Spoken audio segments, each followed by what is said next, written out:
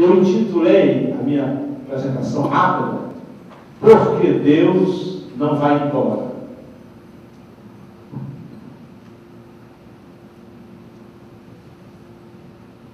Ainda ontem, um amigo meu reconheceu o poder agregador da religião e desabafou. Disse ele: não sei porquê, com tanto avanço da ciência, o homem ainda acredita em Deus. Meu amigo é um político marxista, mas respondi de imediato que agora é a ciência que apresenta indícios de que o homem não tem que o homem tem proteção ao divino. Há em nós uma molécula da fé. A expressão é do médico americano Andrew Neuberger.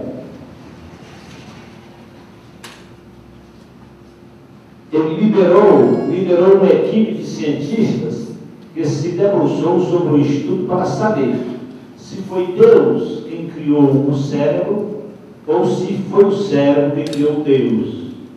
Suas experiências foram publicadas no livro Why God Won't Go Away, que significa Por que Deus não vai embora. O livro ainda não foi traduzido para o português. Limos um exemplar em francês. Recebeu o título Pourquoi Dieu ne disparaît pas? Porque, a despeito de tantos avanços tecnológicos e de tantas respostas da ciência, o homem ainda se volta para Deus, numa busca incessante para a transcendência. O homem traz dentro de si a ideia de Deus, o que os cientistas estão chamando de molécula da fé, provando que nós já nascemos predispostos a acreditar em Deus. Isso faz parte da arquitetura neurológica do cérebro. Para o médico, o mais desenvolvido órgão humano é especificamente calibrado para a experiência espiritual de cada um. Baseado nos estudos do livro citado, eu volto à pergunta para meu amigo: por que, a despeito do que mostra a ciência, alguns ainda teimam em crer em Deus? Porque Deus não vai embora? Simplesmente porque Deus sempre esteve e está para sempre. A pergunta do livro é a mesma que o meu amigo havia pronunciado em outras palestras. Deus está sempre presente em nosso meio. Os cientistas analisam imagens captadas por tomógrafos e perceberam as transformações que a oração e a meditação manifestam no cérebro. Acredita Neuberger diz que a neurociência pode elucidar experiências místicas e acredita que o conceito de Deus é fundamental para a sobrevivência da espécie humana. Como atestou Aristóteles, o homem é um animal naturalmente político, o zoon politikon. Com a descoberta do Dr. Andrew Neuberger, o homem é animal naturalmente religioso. Fé e política, essas duas vertentes do homem, são o tema do debate de hoje e devem ser uma constante na vida de todos nós. Eu estudei para ser padre. Quando concluí os estudos em Roma, fui fazer mestrado em ciências políticas. Presenciei o movimento de maio de 60.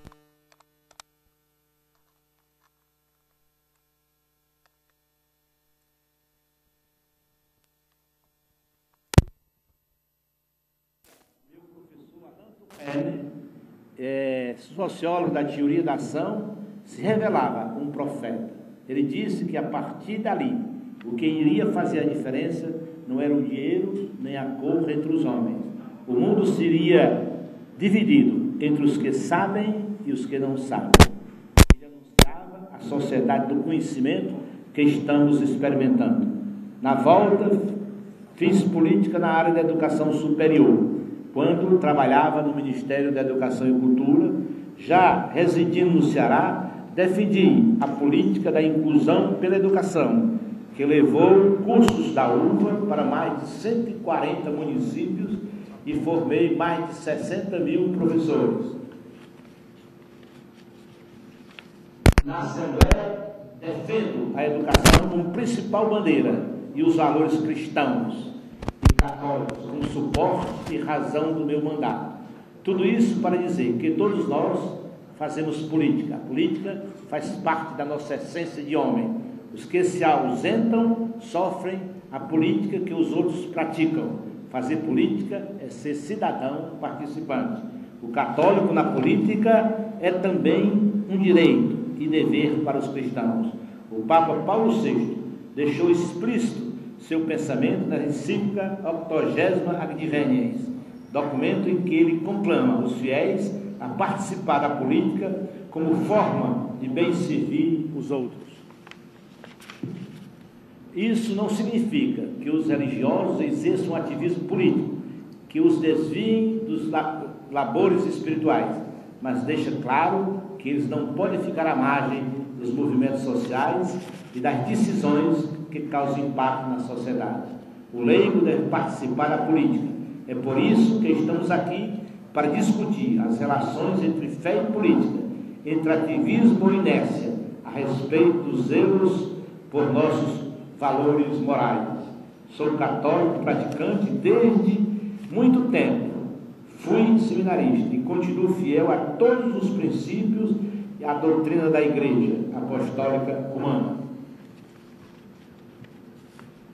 Defendo o direito de todos exercerem sua religião abertamente e sem constrangimento, desde que seus preceitos não firam a dignidade humana, os direitos do homem que estão consignados na ONU. Por isso mesmo, somos contra a legalização do aborto, que é um atentado à vida, um crime contra quem não tem a menor chance de defesa. Em defesa dessa causa, criamos na Assembleia a Frente Parlamentar em Defesa da Família.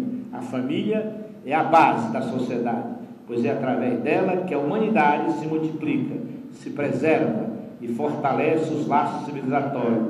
Sem a família, teríamos a barbárie. A Igreja Católica tem sido um baluarte na defesa de seus valores, principalmente quando a modernidade e o modernismo quer fazer crer que os valores de antigamente já não servem mais. Ao contrário, mesmo com a mudança de costumes, a busca do bem comum, a defesa da ética, a solidariedade, o amor, tudo isso é atemporal. Tudo isso vai permanecer ao longo de nossa evolução. Finalizando, respondendo à indagação inicial do meu amigo a respeito da persistência vigorosa da crença em Deus, digo com segurança: não foi o cérebro quem inventou Deus, foi Deus quem inventou o cérebro. Muito obrigado.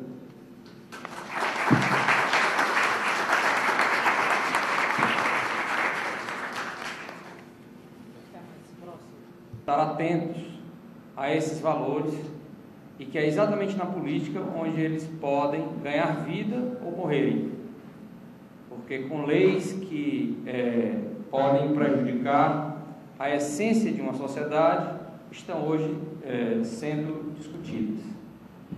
Eu tive a oportunidade de exercer cargos públicos e de poder experimentar os princípios que estão por trás das políticas públicas, os princípios que estão por trás do agir público, portanto, da política. Quando um partido político ganha uma campanha, não é ganhou ou perdeu. Ele, toda a sua visão de sociedade, toda a sua visão de mundo passa a ser implementada naquelas políticas. Quando são boas, muito bom. Quando não são, também se tem o prejuízo por isso. Então, se fala muito da dissociação entre fé e política. Eu não vejo assim. Acho que fé e política são completamente compatíveis e digo até fundamentalmente necessárias. Acho muito difícil que alguém possa exercer a política sem fé, sem Deus. Eu não acredito numa sociedade sem Deus, e muito menos numa política sem Deus, porque é exatamente nessa capacidade de nos religarmos a Deus é que podemos ter a fonte do amor, que é do servir, e se dispor a servir. E gostei aqui da expressão que usou o padre Clairton, do que é política. Política é o bem de todos e o bem de cada um. Não pode haver o bem de cada um sem o bem de todos. Esse é o grande equívoco da sociedade atual, que busca o bem de si mesmo sem estar atento para o bem de todos. Por isso que as pessoas estão desinteressadas de política. Para que política? Se eu quero o meu bem, eu não estou preocupado com o bem dos outros. De fato, tem toda a razão. Para que política? Então o egoísmo nos levou a um distanciamento do que seja o bem comum. E essa é a essência da pessoa humana. Ela jamais será feliz buscando a sua própria felicidade e parada em si mesma. Se ela não sair de si na busca do bem comum, ela irá destruir a si mesma e a sociedade. E de que forma nós podemos buscar o bem comum fora da política? Eu não conheço, a não ser que seja na ditadura, que são os ditadores que dizem isso. Não se incomodem, fiquem cada um na sua, fiquem na de vocês, que eu vou buscar o bem de vocês. Vocês não precisam se preocupar com o bem de todos, se preocupem com vocês, que eu procurarei buscar o bem de todos vocês. Nesse tipo de sociedade não tem política, porque não tem liberdade, não tem opção, cada um não precisa fazer a opção pelos candidatos. Agora veja o grande equívoco que nós vivemos hoje. Nós temos uma sociedade que é livre, democrática e não faz uso da sua liberdade, porque não se interessa pela política e ainda pelo contrário, vê como uma área extremamente pecaminosa. De fato, e tinha que ser pecaminosa, porque as pessoas de bem, os homens de bem, as mulheres de bem, não fazem o exercício da democracia pela opção dos seus candidatos, e ela é ocupada por verdadeiros criminosos que jamais poderiam ser chamados de políticos. Corruptos. De 22 deputados federais, na minha área do estado do Ceará, 15 poderiam ser listados como corruptos. Então, é importante e grave essa situação, e nós então temos na igreja o clero, que naturalmente tem todo o desafio de conduzir, de formar as suas ovelhas, os leigos, para Deus, e os leigos que têm o desafio de construir a civilização do amor, que já conclamava o Papa João Paulo II, e que foi tão bem sucedido pelo Papa Bento XVI. E é por essa construção da civilização do amor que eu me motivo na política, para atuar, para construir essa sociedade do amor. Então um debate como esse nos dá realmente a possibilidade de nós podermos aumentar as nossas convicções e podermos rediscutir, vir aos fundamentos de uma sociedade. Hoje eu discutia com um político que é a favor do casamento de pessoas do mesmo sexo, e ele me dizia que a igreja estava ultrapassada, porque essa era um fenômeno social que já acontecia, a igreja relutava em não aceitar, e que deveria aceitar, porque já era um fenômeno social. Eu disse, pois então esse seu raciocínio está muito bom, nós temos que aceitar os criminosos, nós temos que aceitar toda a desordem social como algo bom e saudável, a ser cultivado. Já que é um fenômeno social que está acontecendo, nós não podemos mais ser a favor nem contra, nós temos que simplesmente aceitar. São esses equívocos que estão levando a exatamente a aprovação do aborto, porque já não se tem bem certo o que é o valor da vida, nem da onde mesmo começa a vida.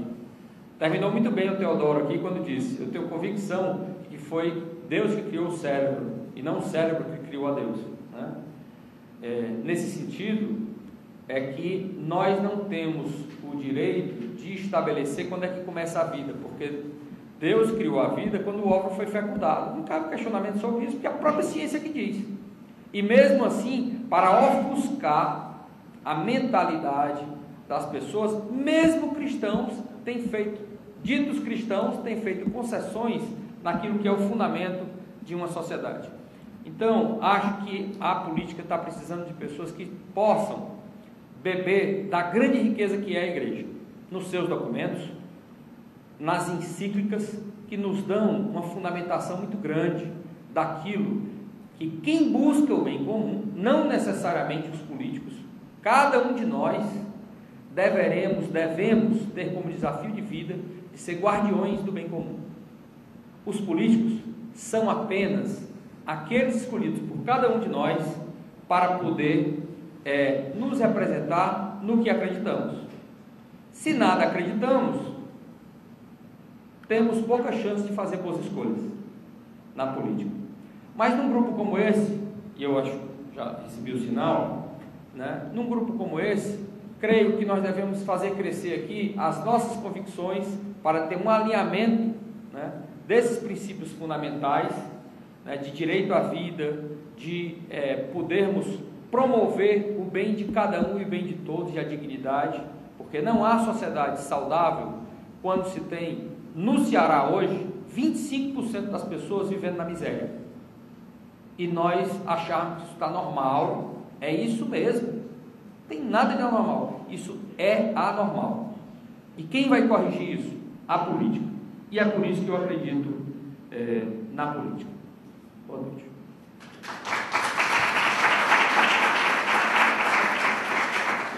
Eu, quando retornei para o Ceará, meus estudos, eu escrevi um livro sobre política, partidos e constituição no Brasil.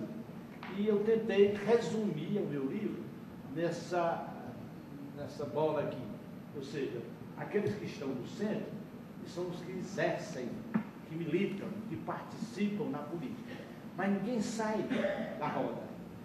Porque se você não participa, você sofre as consequências da política. Porque a política é inerente, faz parte da essência. E a essência diz que você deve viver na sociedade em função dela, em função do bem comum, em função do bem-estar social, que está acima do bem-estar individual. Não há nada realmente que justifique a sua não participação, porque senão você sofre as suas consequências. Posteriormente eu fiz um outro livro, resumindo esse livro, que também traz a mesma conclusão, um primário da política na sociedade, no Brasil. Você tem um homem, ele não pode sair do Brasil, ele tem que participar para poder transformar as estruturas injustas, a concentração de renda, as desigualdades sociais. Ou seja, o homem, ele deve ser solidário, ele deve cumprir ainda, tão presente o lema da Revolução Francesa, que é de 1789, igualdade, liberdade e fraternidade. E agora nós estamos vivendo na época da fraternidade. De fato, nós não podemos arbitrar o pensamento católico, e eu acho que não seria jamais o propósito. Apenas a igreja, ela é guardiã da pessoa humana e especialista na pessoa humana, naquilo que se defende, que é fundamental, não é porque se seja católico, mas é porque é fundamental para a sociedade. A questão de se defender desses princípios que nós todos defendemos pelo aborto, mas o cidadão contra o aborto, o cidadão que não é nem religioso, deveria defender também. Porque uma sociedade que ela arbitra quando deve haver vida e quando deve haver morte, ela já matou a Deus.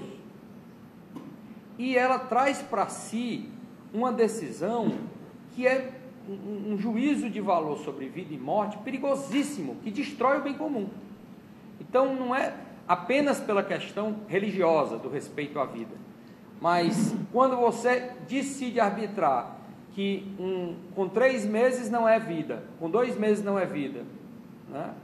Sendo vida, você pode arbitrar também que uma pessoa com 26 anos e que aquele grupo que decidiu não é simpático a ela, ela também vai deixar de viver. É o mesmo princípio da pena de morte, e que aqui deixou muito claro o padre Clairton, que a vida ela tem um valor em si mesma, independente dos atos praticados. E tanto do aborto como para a pena de morte, o valor da vida, né, é o mesmo.